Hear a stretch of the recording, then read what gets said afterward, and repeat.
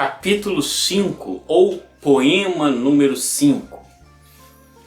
O céu e a terra não são parciais. Tratam as coisas como iguais. O sábio não é parcial. Trata os homens como iguais. O espaço entre a terra e o céu é como um grande fole. Seu vazio é inesgotável. E quanto mais se move, mais vazio surge. A água favorece todas as coisas e não exclui nenhuma. O melhor é conservar a própria essência. Aqui uma questão muito importante, né, que nós ocidentais temos, principalmente da tradição judaico-cristã, um apreço muito grande sobre a questão da dualidade. Quem pode observar, nós já estudamos isso lá nos prolegômenos, né? A ideia do yin e yang que o taoísmo tem, que é a ideia de que os opostos necessários existem e eles são necessários porque como eu posso valorizar a luz quando eu sinto a ausência da luz? Como eu posso valorizar o som quando eu sinto a ausência do som? Então essa dualidade do taoísmo, aqui não é ideia original minha, né? A gente pode pegar até uma ideia do professor Oswaldo, historiador, quem puder pode ver aí na internet, de que essa teoria taoísta da dualidade, ela foi de alguma forma, nós sabemos que as coisas uma interferem na outra, como vocês estão vendo no slide, muito provavelmente influenciou a ideia do zoroastrismo, que não é exatamente a ideia do taoísmo. O taoísmo trabalha os opostos necessários. O zoroastrismo já tem a ideia do bem e do mal, em que o bem tem que destruir o mal. Essa ideia do Deus do mal, ela influenciou depois no cativeiro babilônico o judaísmo. Até o cativeiro babilônico, quando os judeus não tiveram de uma forma mais direta contato com o zoroastrismo, Deus era o Deus bom e mau. Deus era como um rei. Ele fazia o bem, ele fazia o mal. Então a palavra Satã, ela não tinha se personificado.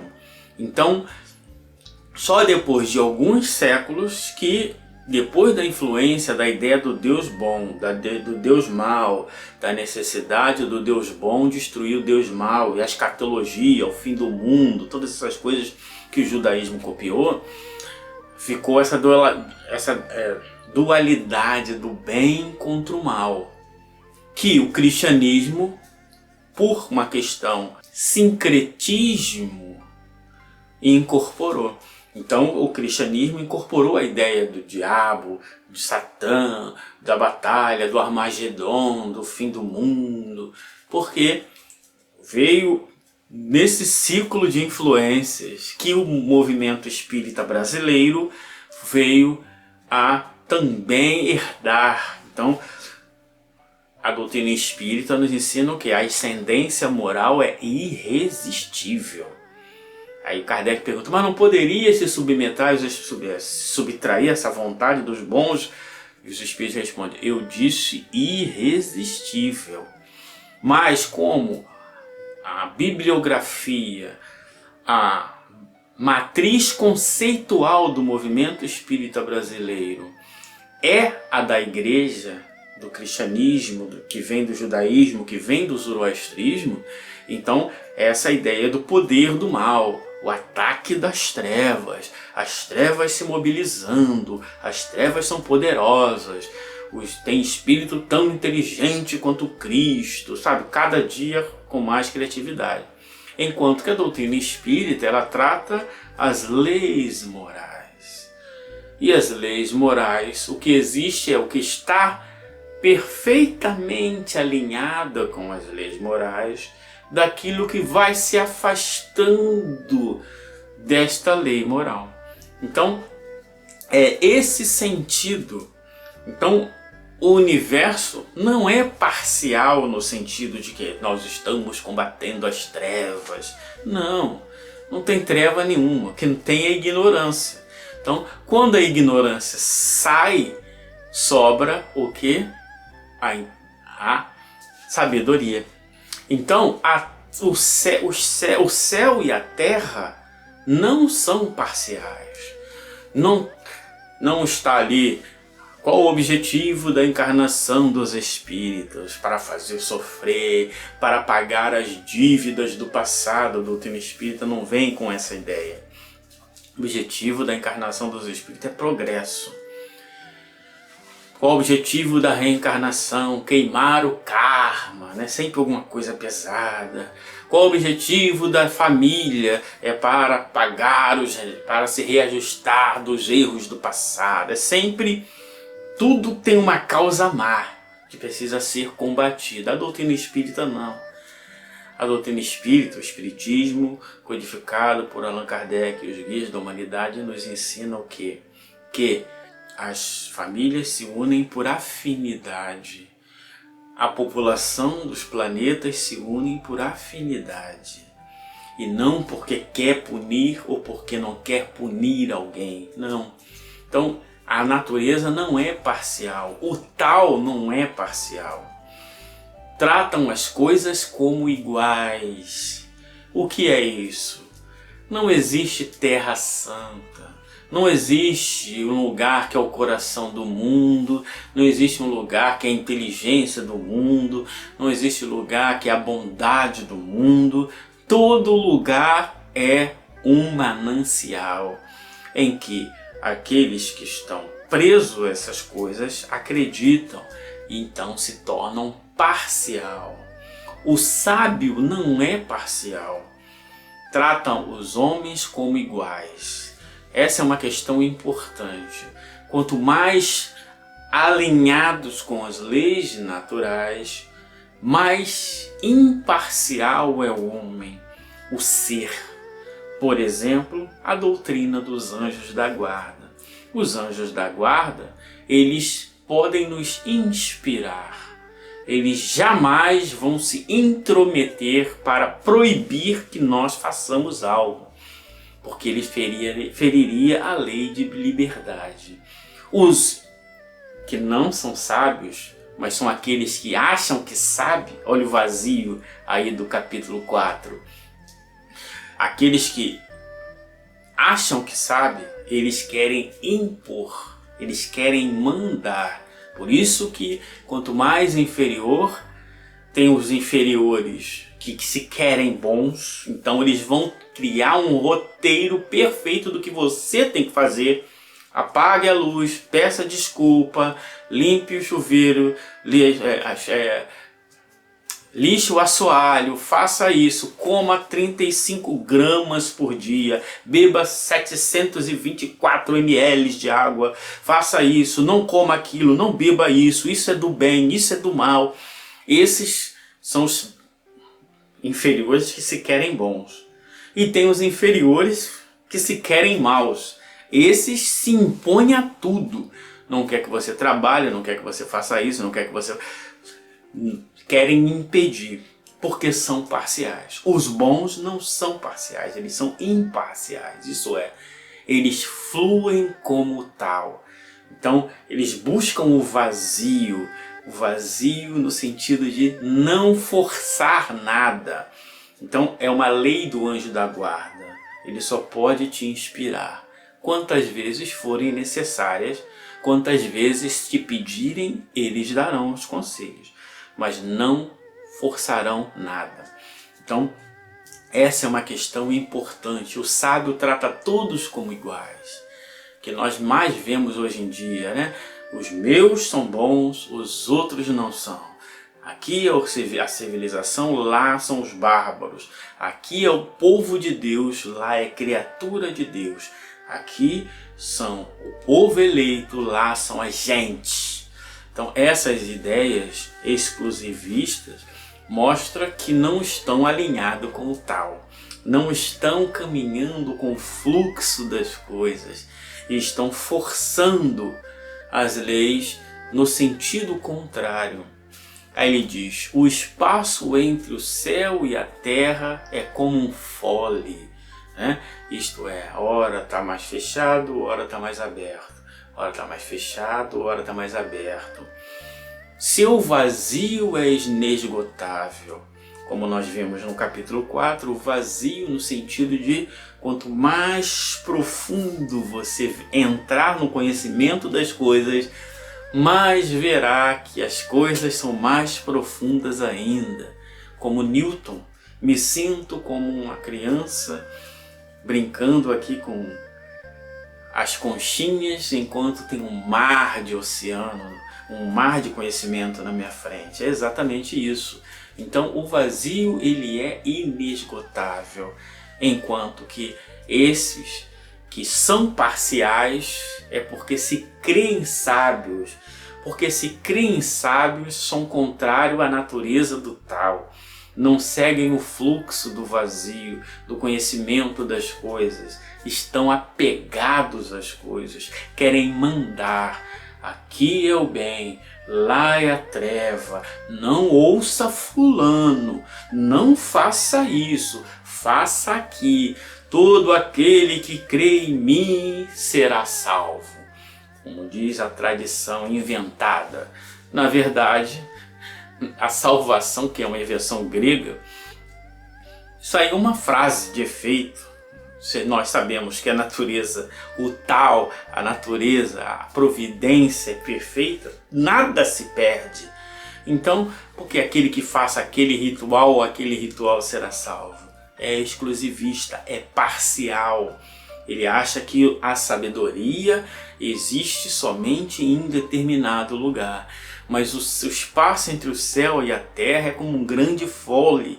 Seu vazio é inesgotável. O conhecimento ele é inesgotável em toda parte. A água favorece todas as coisas, não exclui nenhuma. Isso também é bonito, né? Porque a água, ela toma a forma do recipiente. Se o recipiente for redondo, a água estará redonda. Se o recipiente for quadrado, a água ficará quadrada. Se for uma esfera, ficará como esfera. Se for um cubo, ficará como um cubo. Se for como uma escarpa, ficará como uma escarpa. Se for da forma que for, a água toma a forma que for. Assim é a essência das coisas. Então, essa é a diferença. Ah, mas o espírito das trevas, a região das trevas. As trevas, como nos ensina a doutrina espírita, o espírito que vê treva, espírito que fala de treva, é porque se encontra em expiação. E como nós já falamos, a expiação nada mais é do que o recomeço. É aquele que fez fez uma vez e terá que fazer 1, 2, 3, 4, 5, 6 até fazer direito. Então, essa ideia das trevas, o poder das trevas, não. O sábio, ele é imparcial, trata todos da mesma forma. A natureza é imparcial, trata a todos, dá a todos a mesma oportunidade, em todos os tempos, em todas as épocas da humanidade. Feliz daquele que segue no caminho do tal. Feliz daquele que segue no caminho da harmonia, segue buscando a perfeita harmonia com a natureza, sem forçar para frente, sem forçar para trás, sem olhar para frente, sem olhar para trás, apenas sendo, seja. Essa é a questão fundamental. É melhor conservar a própria essência, mas o que nós queremos é controlar a essência do outro. Você não pode gostar daquilo, você não pode pensar daquela forma, você não pode interpretar daquela forma. Então essa é uma questão importante. Tem aquela famosa passagem, né? Dois grandes sábios pensadores, eles passavam um pelo outro e nunca se cumprimentavam, nunca falavam um com o outro, um não ia ao encontro do outro, até que um de seus discípulos perguntou: o senhor não gosta de fulano? Não é questão de gostar ou não de gostar, ele está perfeitamente alinhado com a lei de Deus. O que eu vou fazer para ele? O que eu vou buscar dele? Eu estou perfeitamente alinhado com a lei de Deus. O que ele vem para falar comigo? O que ele vem para buscar de mim? Então é nesse sentido, o vazio, o buscar o perfeito alinhamento com as coisas. Não ser parcial, não querer acabar, precisamos acabar com a doutrina tal, precisamos acabar com a ideia tal. É muito tempo gasto fora de nós. E quando nós estamos gastando muito tempo fora de nós, nós não estamos conservando a plenitude da nossa essência. Quando gastamos o nosso tempo conosco, nós estamos bem. Essa é a diferença. O não gastar demais energia, não conservar demais energia. Eu tenho um fim de semana, preciso me esgotar. Eu estou de férias, preciso me acabar. Assim, quem entende assim, não entendeu que as férias pode ser um motivo para você se reencontrar. Para se reencontrar não precisa ser em Paris, não precisa ser em Roma, não precisa ser em Londres. Podemos nos encontrar no lixão de Caxias. Mas para quem é parcial, o lixão de Caxias é um lugar horroroso, enquanto que o restaurante francês mais caro do mundo é o melhor lugar do mundo. Isso é ser parcial. Ser imparcial é entender que todas as coisas à nossa volta são grandes ansejos para a felicidade. O que nós temos para comer é o que é essencial para comer no momento. O que teremos para comer é o dia seguinte. Aquela frase: não vos preocupeis com o dia de amanhã, observai as aves do céu, observai os lírios do campo. Mas nós não queremos o amanhã, como disse Jesus, né? O amanhã, cada dia tem o seu mal, cada dia tem as suas vicissitudes, mas a gente quer trazer as vicissitudes de amanhã para hoje, porque nós queremos sofrer. Então não estamos seguindo o fluxo das coisas. Nós queremos buscar a ansiedade, perder a nossa essência no sentido da plenitude para sofrer. Por isso que o desejo ardoroso de reclamar de tudo o tempo todo. Porque quem reclama de tudo está olhando para si mesmo, do que acha que sabe, se vangloriando do que acha que sabe, se vangloriando do que acha que tem, reclamando do que acha que não tem, perdendo tempo com o que tem, que já é seu, não vai mudar, não adianta mais nada. E o que você não tem, que também não é seu, não adianta, não vai mudar nada do que não é seu. Então, buscar a nossa própria essência é ser como a água, que flui, que segue. Cada dia tem o seu mal, segundo a tradição atribuída a Jesus. Cada dia tem as suas formas a se adaptar. E aí nós seremos como o grande fole. Ora é imensamente grande, ora é imensamente pequeno. Mas no imensamente pequeno e no imensamente grande, lá está o vazio, lá está a essência das coisas que vão fazer com que a gente, se a gente penetrar, se a gente perceber, caminhar perfeitamente em busca do grande encontro com nós mesmos.